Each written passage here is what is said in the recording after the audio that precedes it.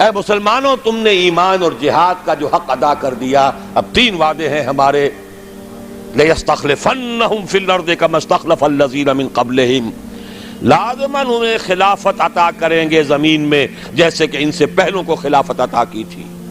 یا داؤد انا جعلناک خلیفۃ فی الارض، کبھی اگر داؤد اور سلیمان کی حکومتیں ہو سکتی تھی تو محمد الرسول اللہ کی امت کی حکومت کیوں نہیں ہو سکتی؟ لَيَسْتَخْلِفَنَّهُمْ فِي الْأَرْضِ كَمَا اسْتَخْلَفَ الَّذِينَ مِن قَبْلِهِمْ وَلَيُمَكِّنَنَّ لَهُمْ دِينَهُمُ الَّذِي ارْتَضَىٰ لَهُمْ، اور جو دین کے اللہ نے تمہارے لیے پسند کر لیا ہے اب اس کو تمکن عطا کرے گا، غلبہ عطا کرے گا. یہ دین غالب رہنے کے لیے آیا ہے، مغلوب رہنے کے لیے نہیں. الحق یعلو ولا یعلی علیہ، حق کو حق پہنچتا ہے کہ سربلند ہو، نہ یہ کہ پامال کر دیا جائے. تیسرا وعدہ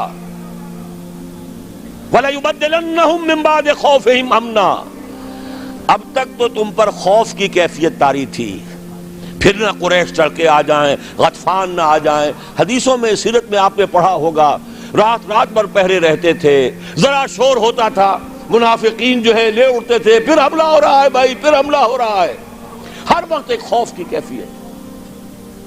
لیکن اے مسلمانوں، اب وہ خوف کی حالت بدل جائے گا، تمہیں امن حاصل ہو جائے گا. چیزیں 3 بیان کی، ایک ہی ہے.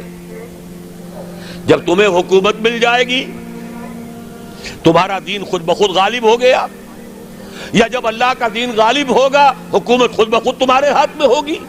اور پھر اب ڈر کس کا؟ اب چین ہوگا، سکون ہوگا، اطمینان ہوگا، امن ہوگا. یعبدوننی، اور پھر وہ میری بندگی کریں گے جیسے کہ بندگی کا حق ہے. ایک ہے انفرادی بندگی، ایک ہے اجتماعی بندگی. اجتماعی بندگی جب تک نہیں ہے، انفرادی بندگی عبادت ناقص ہے. نماز میں ہم نے کہہ دیا ایاک نعبد و ایاک نستعین، باہر جا کر کسی اور کے قانون کی پیروی کر رہے ہیں. ہمارے ملک میں کسی اور کا قانون چل رہا ہے، اللہ کی کتاب سے کوئی سروکار نہیں. سارا معاشی نظام یا نقد کے سود پر یا زمین کے سود پر، بغاوت ہی بغاوت. ظہر الفساد فی البر والبحر. ہاں مسجدوں میں نمازیں پڑھ لو، رمضان میں روزے رکھ لو، انفرادی عبادت تو تمہاری ہو رہی ہے، اجتماعی طور پر تو تم اللہ کے باغی ہو. اللہ کے خلاف تمہارا اعلان جنگ ہے. اگر سودی معاملے سے باز نہیں آتے، فاذنوا بحرب من اللہ ورسولہ، باز نہیں آتے تو اللہ اور اس کے رسول کی طرف سے الٹیمیٹم ہے تمہارے خلاف. جب تک دین غالب نہ ہو عبادت ناقص ہے. بڑا پیارا شعر ہے، کس کا ہے مجھے نہیں معلوم. باطل کے اقتدار میں تقوی کی آرزو، بڑے بڑے متقی سب زندہ دار. وہ جو اقبال نے کہلوایا ہے ابلیس کی زبان سے، خال خال اس قوم میں اب تک نظر آتے ہیں، وہ کرتے ہیں اشک سحرگاہی سے جو ظالم وضو. ایسے لوگ موجود، لیکن پوری قوم اللہ کے خلاف جنگ کر رہی ہے، پوری قوم بغاوت پر ہے. مملکت اور اس کا قانون بغاوت پر مبنی ہے، اللہ کے خلاف. جب تک کہ پورا دین قائم نہ ہو عبادت ناقص ہے.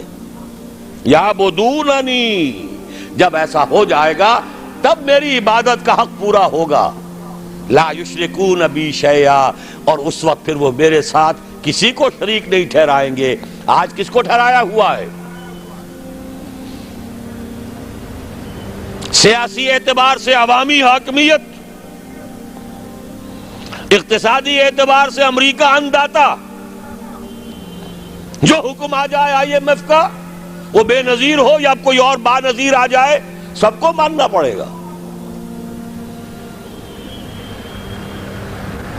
ہم تو در حقیقت نہ معلوم کتنے کتنے معبودوں کی بندگی اس وقت کر رہے ہیں. یہ بندگی مکمل اسی وقت ہوگی لا یشرکون بی شیئا کے ساتھ، جبکہ پورا نظام زندگی اجتماعی بھی اللہ کے قانون کے تابع ہو جائے. ومن کفر بعد ذلک،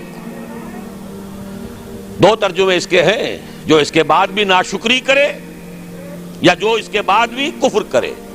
دین کا غلبہ ہو جائے پھر بھی کوئی کفر پر اڑا رہے تو اس سے بڑا ناہنجار اور کون ہوگا۔